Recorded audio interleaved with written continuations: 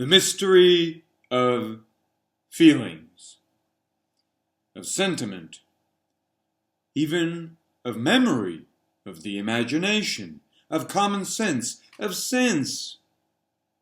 of what we sometimes call consciousness.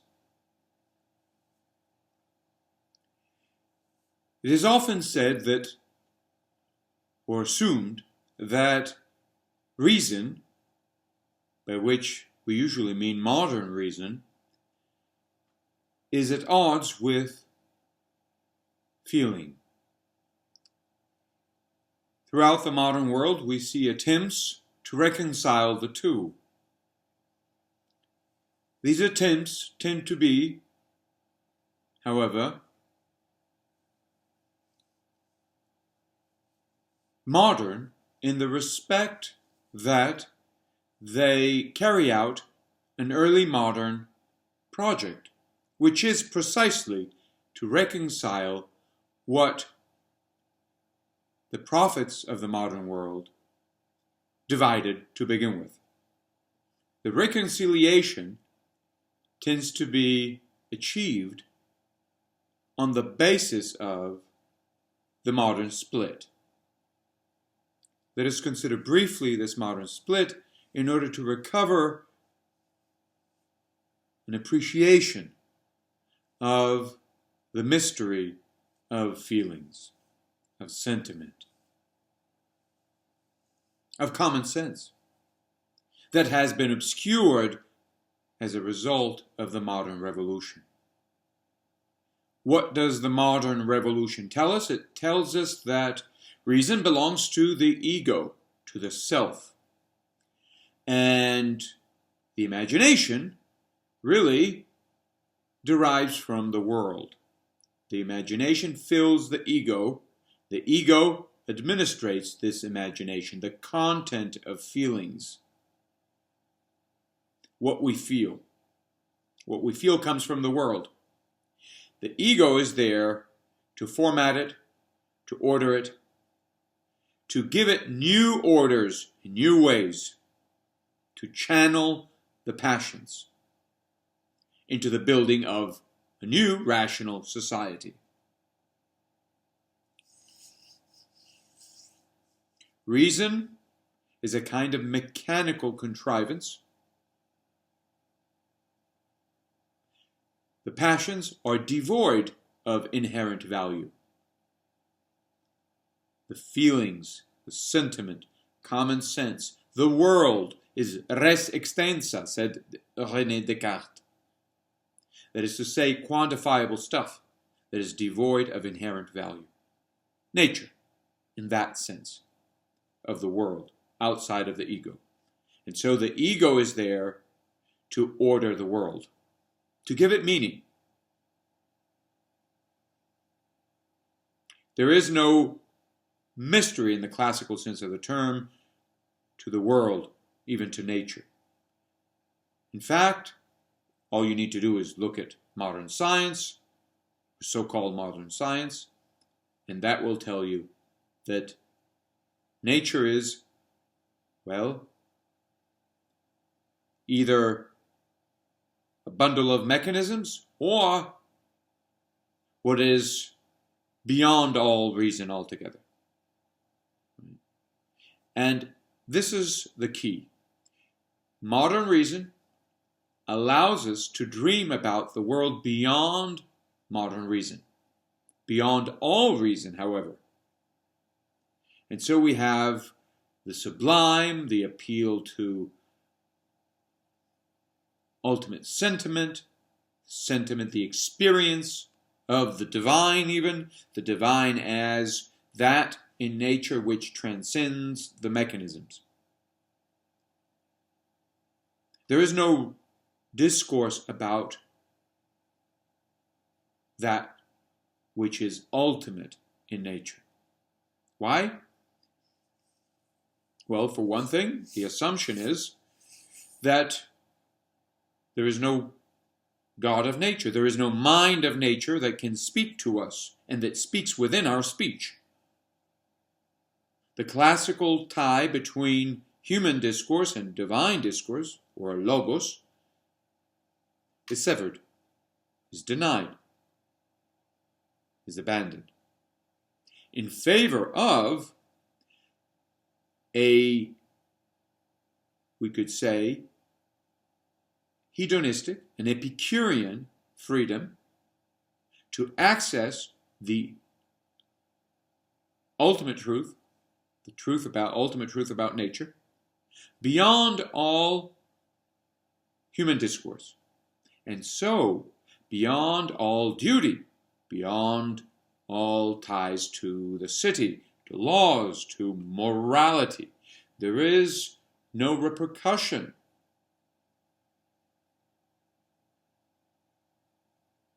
The Epicurean is at home in the modern world. He can approach the ultimate, he can approach truth without being hampered, bothered by the world of men.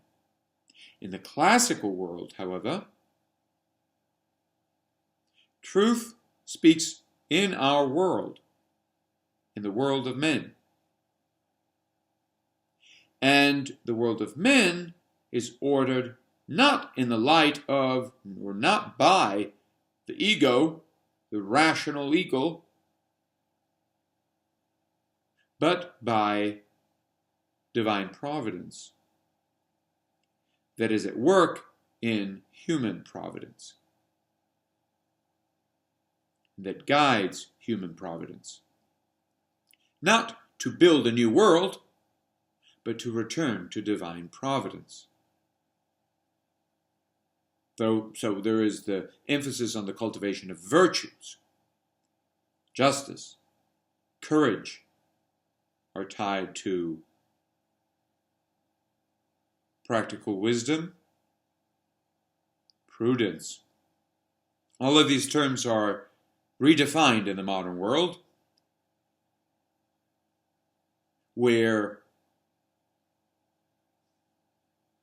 the will of the ego is the ultimate authority. To be sure, it acknowledges limitations. Those limitations pertain to the machine. They do not pertain to the imagination. The imagination is set free. There is, in this sense, a liberation of feelings in the modern world. So, far from merely restricting feelings, the prophets of the modern world sought to give it free rein. Feeling, sentiment, go ahead, unleashed, unbridled. And yet, unbridled only in a certain respect, in the respect that we are allowed by the mechanical reason within a mechanistic society to dream, agnostic dream if you like, to dream of the ultimate, of truth, everyone in private, alone, detached from social, political, moral ties. We are flattered into believing that we can pursue truth aside from our fathers, aside from an authority that transcends my own. Yes, we have to make concessions to the mechanistic society, but we can handle that. This is a bit of the matrix situation, right? Where you accept to abide by the matrix as long as you can dream your dream. But we don't call it a dream. We really want to believe that we're pursuing truth. In comes Marx and says, oh, no.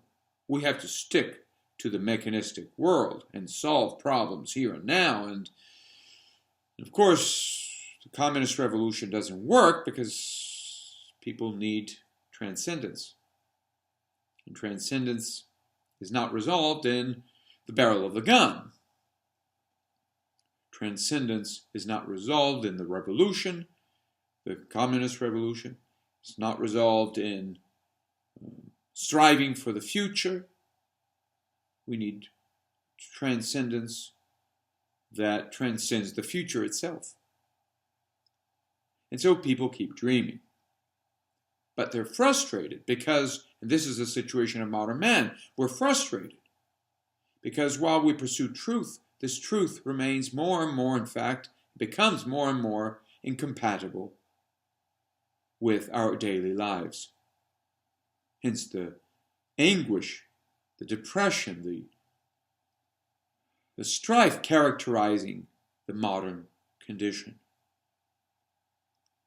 All you need to do is consider the music, the painting, the architecture of the modern world. And you see that it is characterized by a kind of anguish, really. And even in music, you have a consolatory music. It flatters you, it consoles you in the face of the meaninglessness of life. Right? Tries to distract you. Here we go.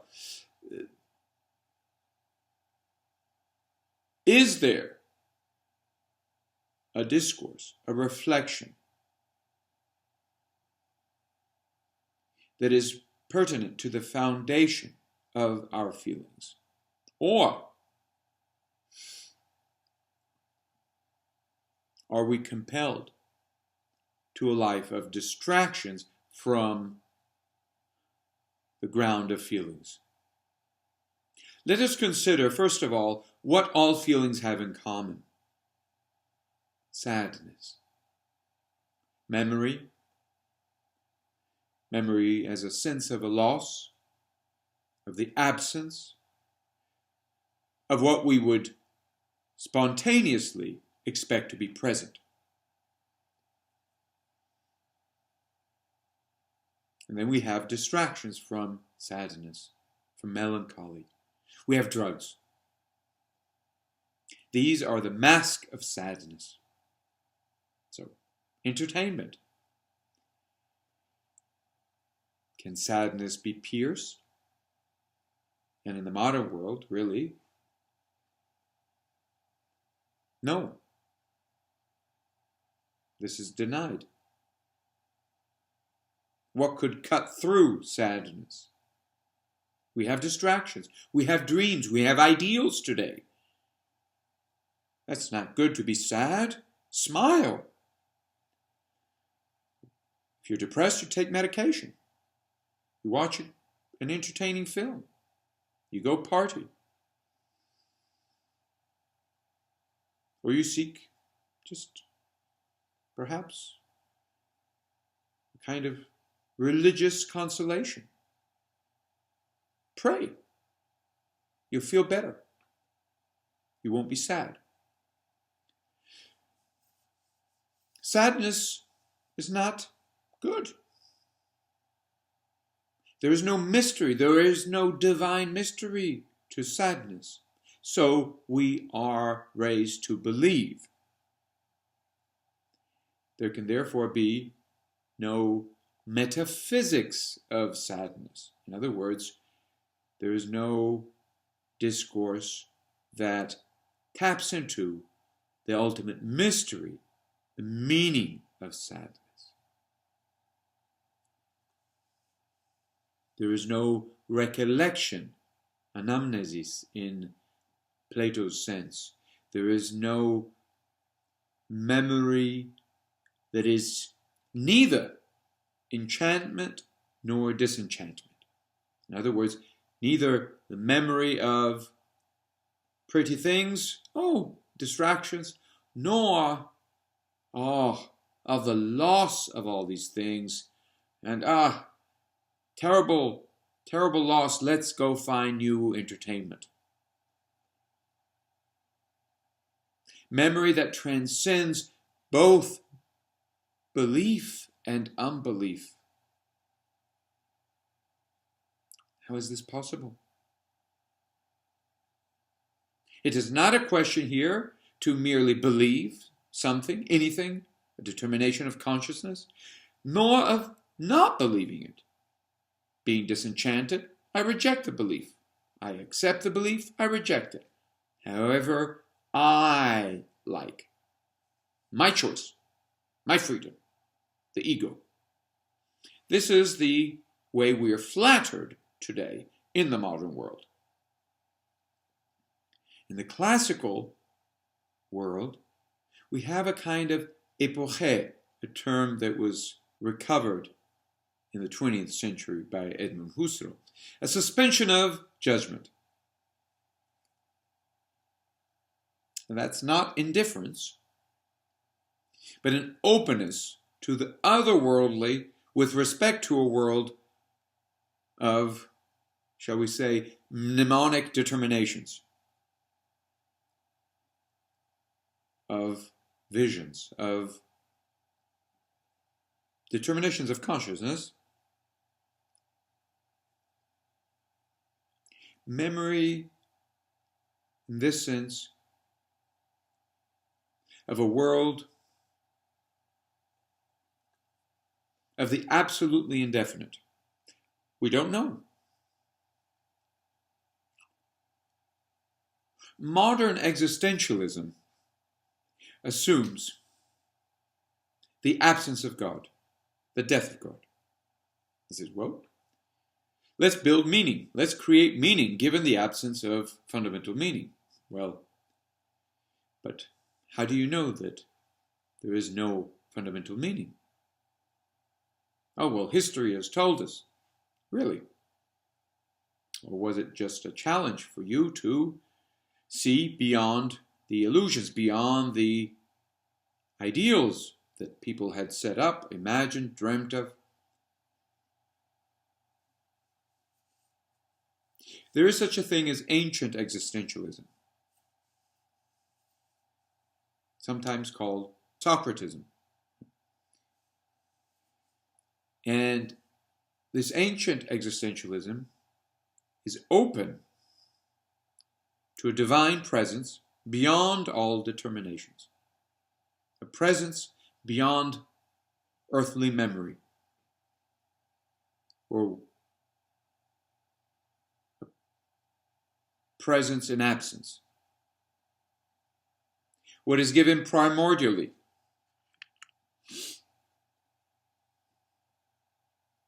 or what gives itself prior to anything, anything being given by something else,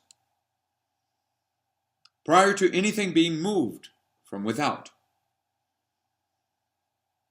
So we have a radical openness, not to diversity or the other in a world of differences, but to what is radically other with respect to all difference.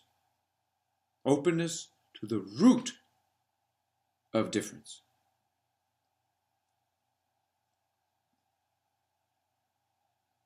Now, what is the boundary of memory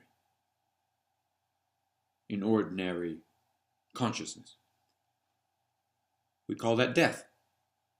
Memento mori, classical expression. Let us remember our condition, mortal condition. Everything is dying. Everything is dying. Let us remember this. Even our ideals are dying. Everything is fading away.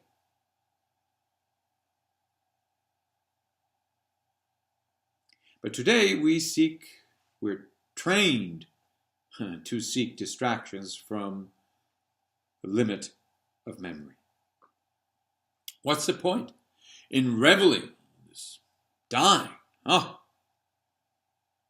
Unless it were a kind of portal to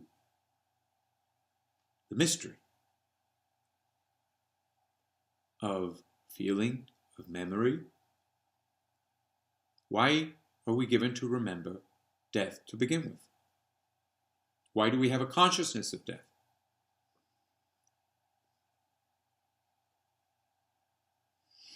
The limit of memory, the limit of feeling, of the feeling of a loss, of the sense of absence, of death.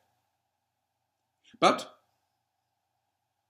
no distraction can save us from death. No ideal.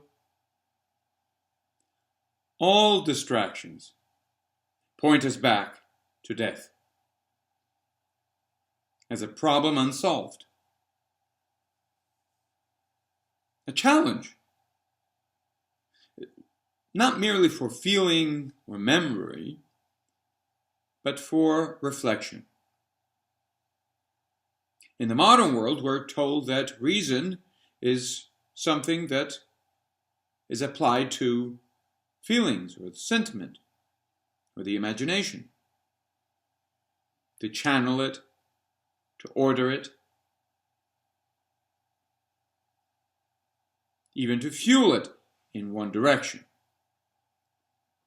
or in infinite directions towards infinite distractions.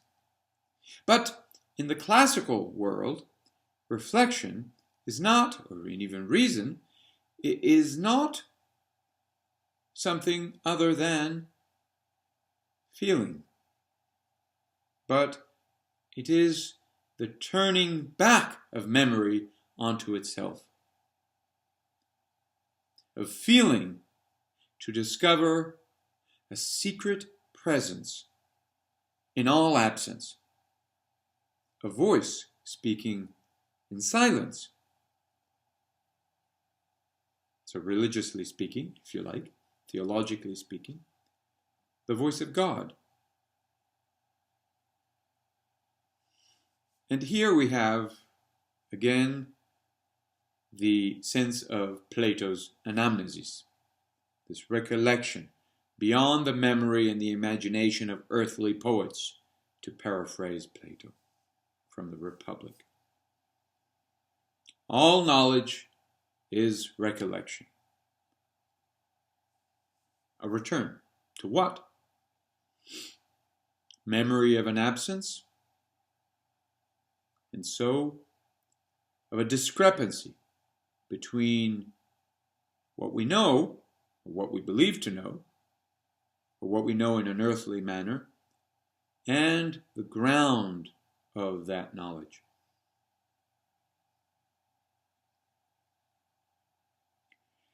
Our knowledge is of names, yes? But nominalists, those who tell us that all we can know is names, are only partially right. For names naturally mirror what is beyond death. This is something that our schools do not tell us. Our names bespeak things not in feelings, but beyond all feelings, beyond death. They bespeak the essence of things. Now, sometimes this essence is called the universal.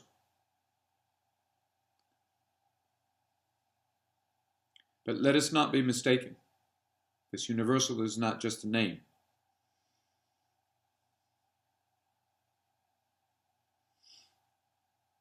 The universal is the thing itself in God, platonically speaking.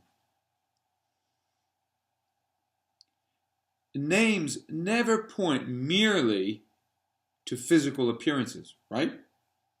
If I say chair, it doesn't mean only this particular chair, it means all chairs. And yet, where is all chairs? There's no such thing. So nominalists will tell us, well, there is no such thing as this abstract universal having a substance, having a content. No such thing. The only content is particular. Empirical. But what about the meaning and content of things in the divine mind? The essence of things transcends empirical objects, or objects insofar as they can be grasped. I can grasp the body, but not the soul. The name bespeaks the end of the particular content of experience, the empirical object. And so, in this respect, the name can be used to mask the death of all things. All distractions point us back to death as a problem unsolved, a challenge, not merely for feeling or memory, but for reflection.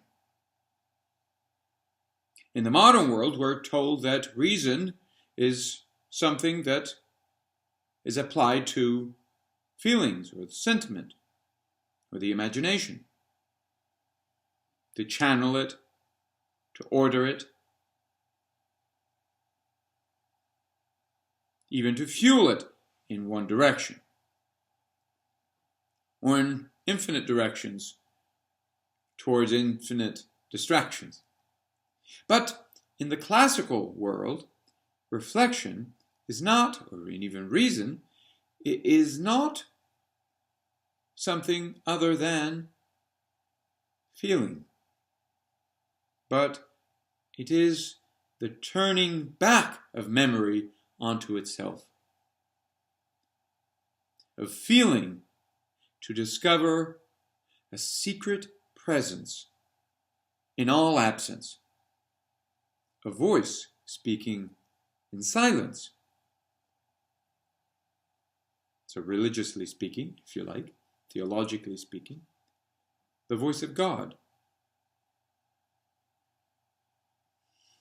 And here we have, again, the sense of Plato's anamnesis, this recollection beyond the memory and the imagination of earthly poets, to paraphrase Plato from the Republic. All knowledge is recollection. A return to what? Memory of an absence, and so of a discrepancy between what we know, or what we believe to know, or what we know in an earthly manner, and the ground of that knowledge.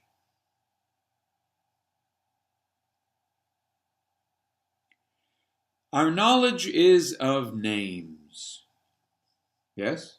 But nominalists, those who tell us that all we can know is names, are only partially right. For names naturally mirror what is beyond death. This is something that our schools do not tell us.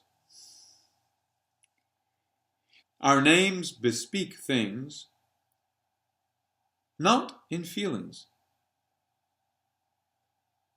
but beyond all feelings, beyond death. They bespeak the essence of things. Now, sometimes this essence is called the universal.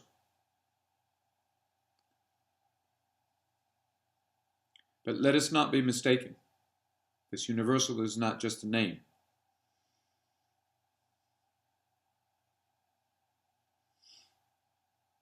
The universal is the thing itself in God, platonically speaking.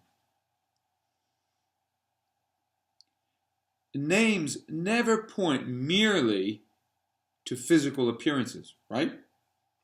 If I say chair, it doesn't mean only this particular chair, it means all chairs. And yet, where is all chairs? There's no such thing. So nominalists will tell us, well, there's no such thing as this abstract universal having a substance, having a content. No such thing. The only content is particular. Empirical. But what about the meaning and content of things in the divine mind?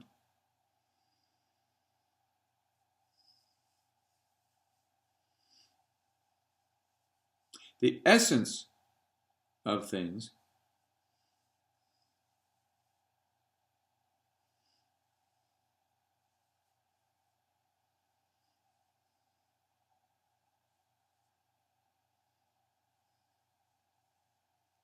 transcends empirical objects, or objects insofar as they can be grasped. I can grasp the body, but not the soul. The name bespeaks the end of the particular content of experience, the empirical object.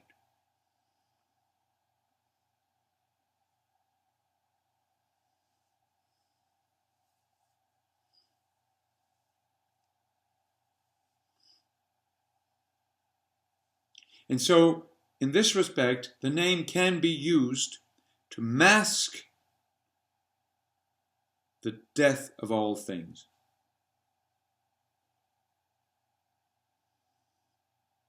If names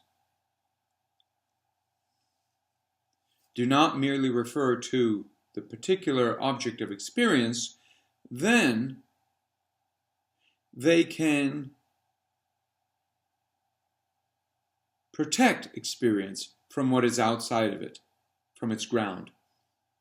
They can hide our experience from the beyond. And in this case, the assumption would seem to be that outside there is nothing really to think about. There is the absurd. So names can, our language, our words, yes, our speech, can protect our experience from what transcends it.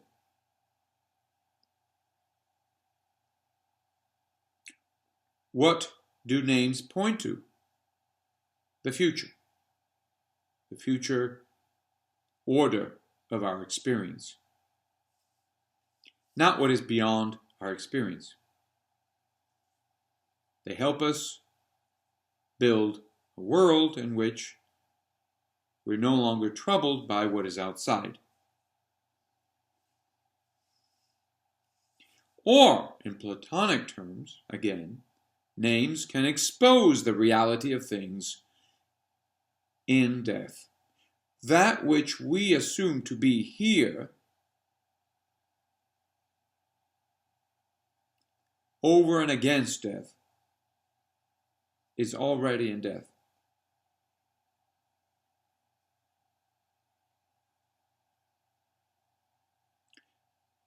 Things prior to being separate from death, they are seated in death. They're properly otherworldly. There is a kind of being in death, being present in absence. When we speak, words speak of a world beyond the one we sense or feel. Now, is this to do a disservice to feeling? No. It is to acknowledge that feeling alone is inadequate, that feeling is called to fulfill itself, that feeling as a movement, as a motion, is called to fulfill itself, not merely in diversity, by spreading out, but by returning to its source, to a real world beyond our ordinary, illusory, in this case, experience. Ephemeral things in our experience, things that enchant and disenchant.